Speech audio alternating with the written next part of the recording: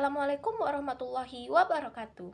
Halo semuanya, di sini kami akan menjelaskan tentang Kerajaan Sriwijaya. Yang pertama, mulai dari latar belakang berdirinya Kerajaan Sriwijaya. Menurut catatan sejarah, awal mula berdirinya Kerajaan Sriwijaya berkaitan erat dengan Raja Dapuntan Hyang, seorang pemimpin yang terdapat di dalam prasasti Kedukan Bukit 682 Masehi. Dalam prasasti tersebut disebutkan bahwa Raja Dapuntan Hyang melakukan sidayatra atau perjalanan suci bersama ribuan pasukan dengan perahu. Perjalanan ini bertujuan untuk menaklukkan wilayah-wilayah strategis di sekitar Sumatera dan Semenanjung Malaya. Keberhasilan ekspansi ini menandai lahirnya Kerajaan Sriwijaya sebagai sebuah kerajaan maritim yang kuat.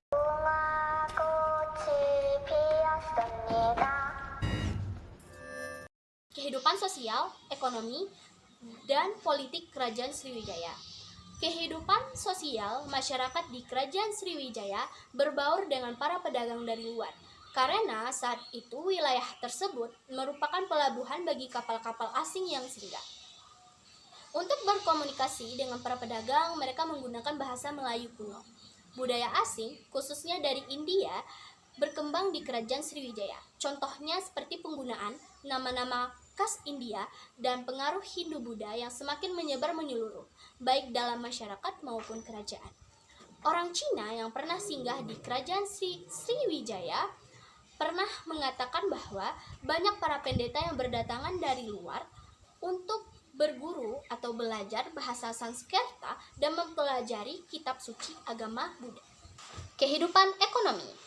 Dari penjelasan saya barusan, kita bisa tahu kalau Kerajaan Sriwijaya berbaur dengan para pedagang. Maka, salah satu faktor kunci kejayaan Sriwijaya adalah sistem ekonomi yang sangat bergantung pada perdagangan maritim. Sriwijaya menguasai berbagai jalur perdagangan utama yang menghubungkan Asia Timur, Asia Selatan, dan Asia Tenggara. Sebagai kerajaan maritim, Sriwijaya memanfaatkan lokasinya yang strategis di Selat Malaka untuk mengendalikan perdagangan rempah-rempah, emas, perak, dan bahan lainnya antara Cina dan India. Keberadaan pelabuhan-pelabuhan besar seperti Palembang menjadi pusat perdagangan yang sangat ramai, yang menarik pedagang dari berbagai penjuru dunia. Sriwijaya juga memanfaatkan sistem perpajakan dan kontrol perdagangan untuk memperkuat ekonomi kerajaan. Kerajaan ini tidak hanya berperan sebagai penghubung perdagangan internasional, tetapi juga sebagai pengatur dalam distribusi barang yang memberi mereka keuntungan ekonomi yang sangat besar. Selain itu, Sriwijaya juga dikenal dengan kemajuan dalam bidang maritim, dengan armada laut yang kuat yang mampu melindungi pelayaran dagang di seluruh wilayah. Ekonomi Sriwijaya juga didorong oleh sistem pertanian yang cukup maju. Padi merupakan salah satu hasil pertanian utama yang diproduksi oleh kerajaan ini. Selain itu, hasil alam lainnya seperti rotan, kayu, dan ikan cukup atau turut menjadi bagian dari basis ekonomi Sriwijaya.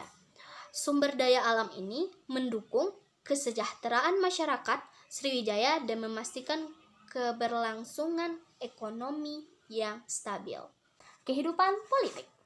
Dari berbagai prasasti yang ditemukan, bentuk pemerintahan kerajaan Sriwijaya adalah kedatuan, yang berarti tempat berkumpulnya para datu.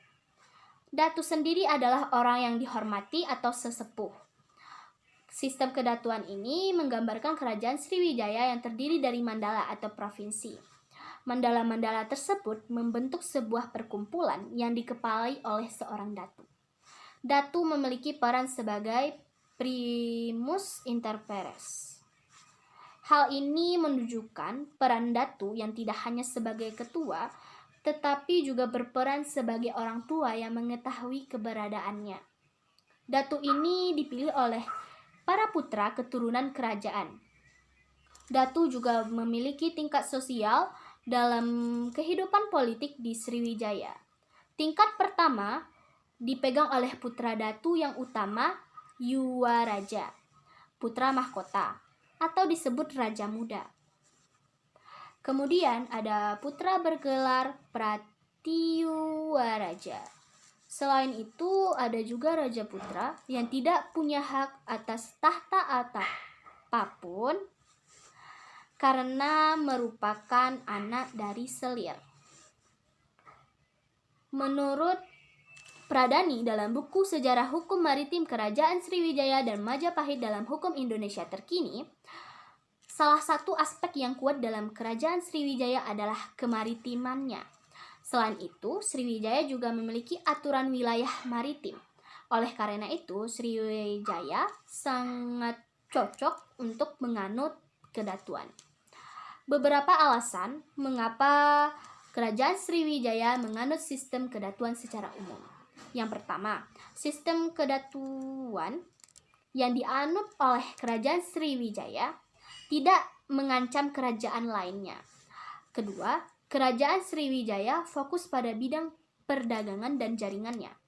Yang ketiga, Sriwijaya disebut kedatuan karena adanya proses penyebaran agama Buddha yang kuat di Indonesia hingga Asia Tenggara.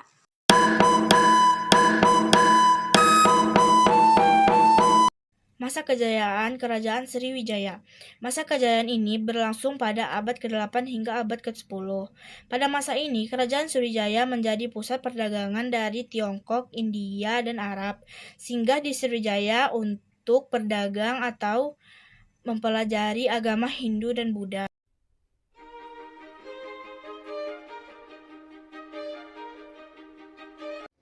Kerajaan Sriwijaya mulai mengalami kemunduran pada abad ke-11 dan runtuh pada abad ke-12.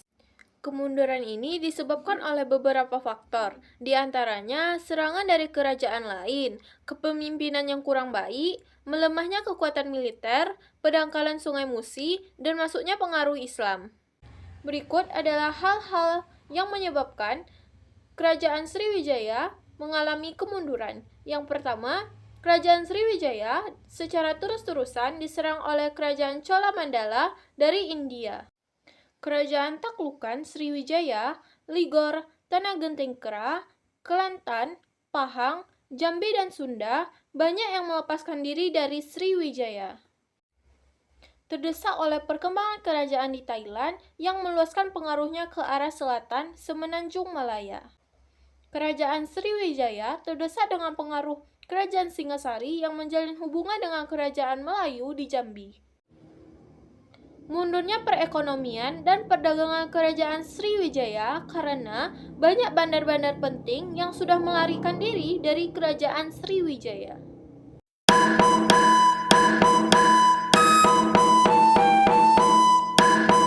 Terakhir yaitu peninggalan sejarah Kerajaan Sriwijaya. Yang pertama yaitu Candi Muaratakus. Candi terkenal yang berada di Kabupaten Kampar di Riau.